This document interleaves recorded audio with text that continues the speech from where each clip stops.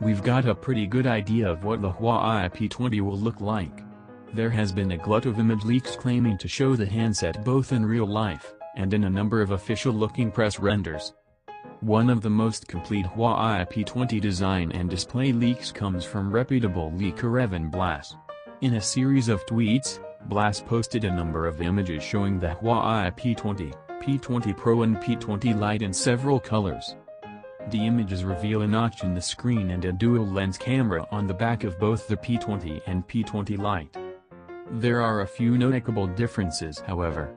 The P20 Lite has a rear fingerprint sensor, while the P20 and P20 Pro appear to have their digit reader on the front, in the bezel below the screen. The Huawei P20 Pro also boasts 3 rear cameras, yes, 3, which chimes with teaser images that Huawei has been posting with 3 Us. Along with the show, Blass claims the Huawei P20 Lite has a 5.6-inch 1080 by 2250 screen.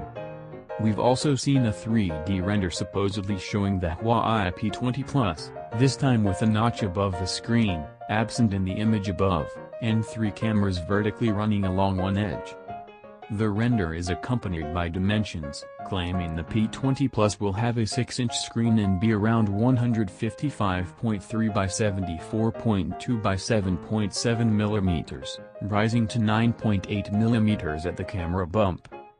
This somewhat lines up with other leaks, such as one from XDA developers, which was provided with firmware files backing up leaks that suggest the P20 will have an almost bezel-less design with a notch at the top of the screen.